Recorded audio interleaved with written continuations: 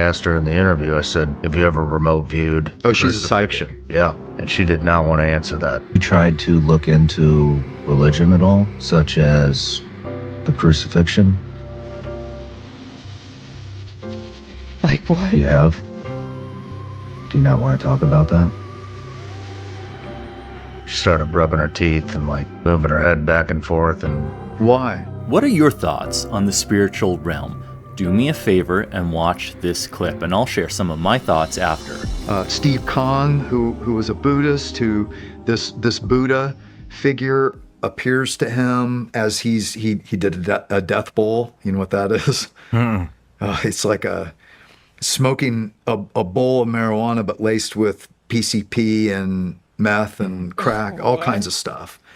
And about day 8, 9, 10 of not sleeping after doing the same Buddha figure who used to appear to him in the temple in Korea appears to him and starts to convince him that it would be best if he went ahead and took his life, and if he does, he'll get 50,000 years less of hell. What? And for some reason, he decides that's a great idea, and he slits himself with a butcher knife across his stomach. His mother sees it, calls the police. The police come. He also cuts his throat, and he dies, and he is descending. He knows he's going to hell, and he realizes this nice Buddha figure is not Buddha at all. This old man that he thought was, a Buddha figure was not at all. He was demonic. And he realizes that on the other side. And he actually ends up getting rescued by Jesus. Wow. No way. Who tells him, no more drugs, no more Buddhism, and I love you. Wow. And he's a pastor today. What? Wow. So not everything that appears good is always good. You remember Howard Storm, who had the near-death experience, the atheist college professor? These really nice people in the hallway. He doesn't even know he's dead. And they're dressed like the hospital staff. And they're like, Howard, come with us. He's like, I need surgery. And, oh, we know all about you. Come with us. They seem real nice. And like I like to point out, if Howard's near-death experience had ended right there, he would have had a very different interpretation. Right. But he followed them, and they lead him into an outer darkness, just like Jesus talked about. No way. Where they just, worst prison scene you can imagine, until he crawls out to Jesus to save him. And he does.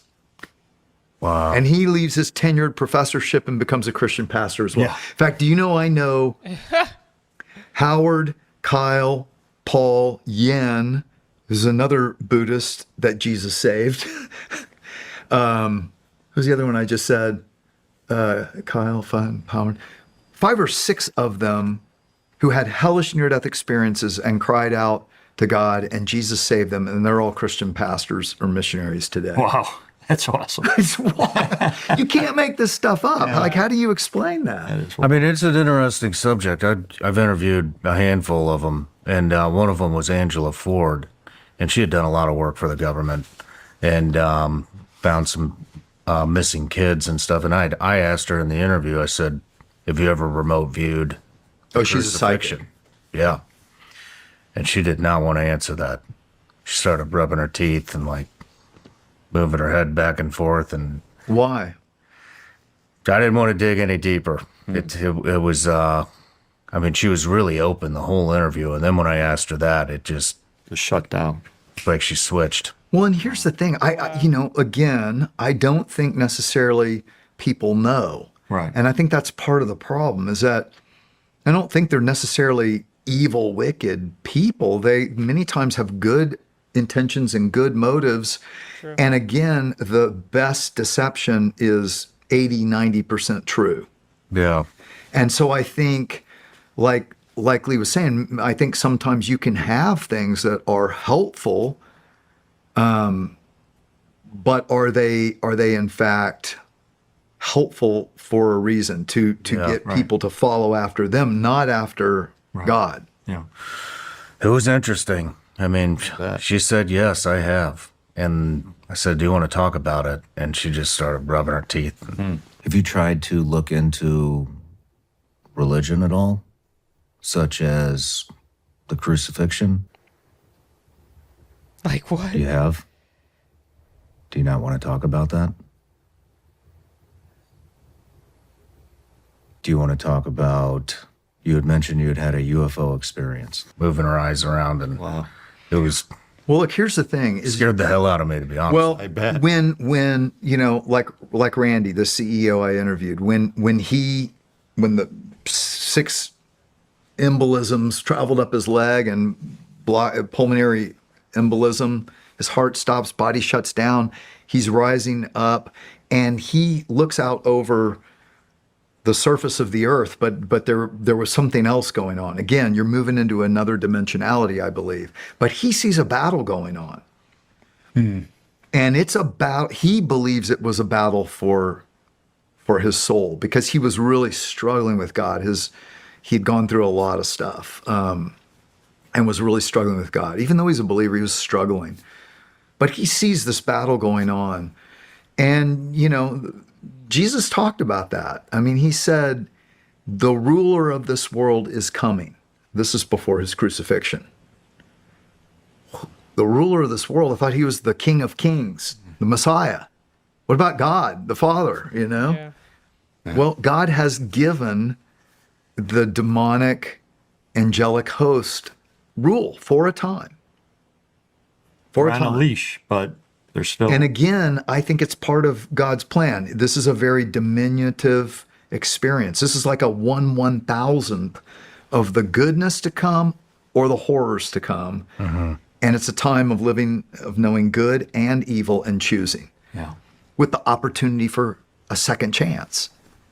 Again, when time is not linear, there's no such thing as a second chance. There's no second. Yeah. It's eternity. And so I think that's what Easter was all about. It's grace. It's God giving us chance after chance after chance of forgiveness to get things right, to learn and to grow, and to become more and more of what he created us to be. Yeah. Lee, what were you gonna say? Oh, I was just going to reference. I interviewed a scholar on this question of psychics, and Yeah, so pay attention here, because he's going to read a verse about what you should do for mediums and things you shouldn't. so forth for my book. And this is what he said. The Bible condemns all forms of occultism. Leviticus 19:26 commands, do not practice divination or seek omens. Similarly, Leviticus 19 verse 31 warns, do not turn to mediums. Sorry, I don't have my reading glasses.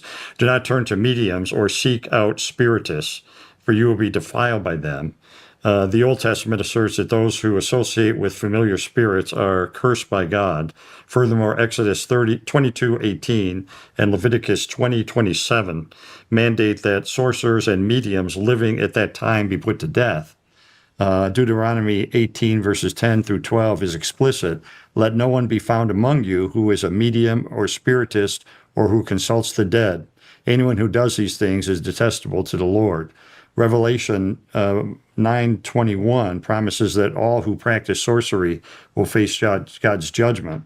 Their destiny is not heaven, but rather the lake that burns with fire and sulfur. Take a look at Revelation 21 verse 8 and 22 verse 15. So Wow. I think you're right. I think there's some pretty Which I strong- have friends who, I'm thinking through the lens of, and so again, if we didn't tell you all this reason to believe that God was actually inspiring the writing of the scriptures to know his will and understand.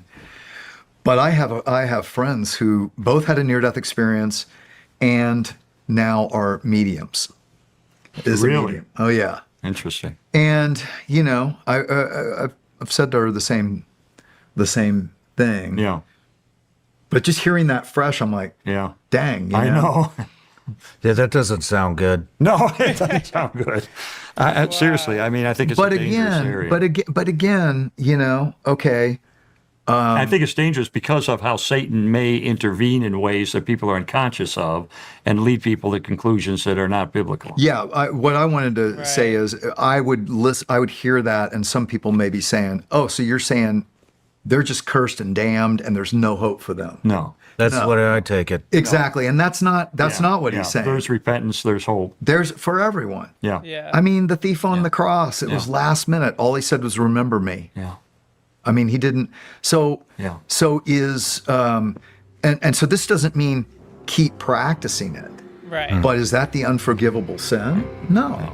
So I typically like to talk about the intellectual and philosophical reasons for God, but there are other ways to know that God exists, and as wild as testimonies like this might seem, they do fit within a religious worldview.